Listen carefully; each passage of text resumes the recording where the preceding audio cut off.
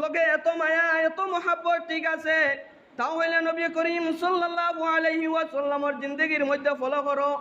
নবীজি কোন হাইসতে কিলা চলছেন আর দুনিয়ার জমিনও তোমার আমার কোন হাইসতে কিলা চলিয়ার নবীজির মেহবুব নবীজির আশিক আমরা কিলা বনি যাইমু। নবী করিম সাল্লাল্লাহু আলাইহি ওয়াসাল্লাম এক রাস্তা দেখাইয়া তৈয়া গেছেন, আজ আমরা অন্য রাস্তার মধ্যে চলিয়ার। আর নবীজির খিদা হইল জন্মর দিন আইলো, আমরা নবীজির আশিক বনি গেলাম।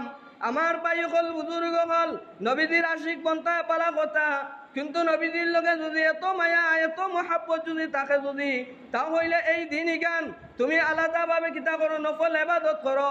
এই দিনই গান তুমি কিতা করো, নফল রোজা ধরো। আর রোজা ধরে ওয়াসাল্লামার জন্মগ্রহণ করছেন। এই জন্মগ্রহণের আমরা সামনে রাখি কিতা করি, আমরা একটা ঈদ নামে একটা পরিবর্তন করিয়া তৈরি দিলাম। আর ঈদ শব্দর অর্থ হইল খুশি।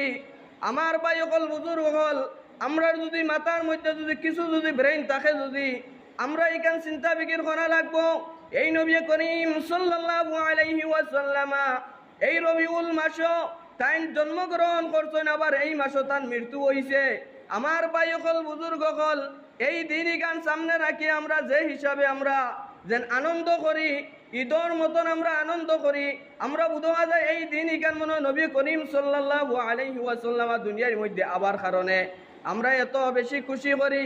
কিন্তু কোন সাহাবাই কেরামক লোক কাছ থেকে পাওয়া যায় না, কোন তাবেঈন তবে তাবেঈন কোন বুজুর্গানের দিন কাছ থেকে পাওয়া গেছে না যে এই দিনটা সামনে রাখিয়া কোনো ইবাদত বন্দেগি করা। আজ আমরা কিতা করলাম, এমন এক ইবাদত বন্দেগি করাত লাগলাম যে নবী করিম সাল্লাল্লাহু আলাইহি ওয়াসাল্লামের দিন, এই যে দিনের মধ্যে তাই জন্মগ্রহণ করলা, এই দিন ইকান্ডে আমরা একটা তামাশার দিন বানাইয়া তৈ দিলাম। আমার ভাই অকল বুজুর্গ হল, আজটা বিশ্ব জগতের মাঝে সবচেয়ে বড় মাদ্রাসা দারুল উলুম দেওবন্দ, আমরা সবাই চিনি এই দারুল উলুম দেওবন্দ।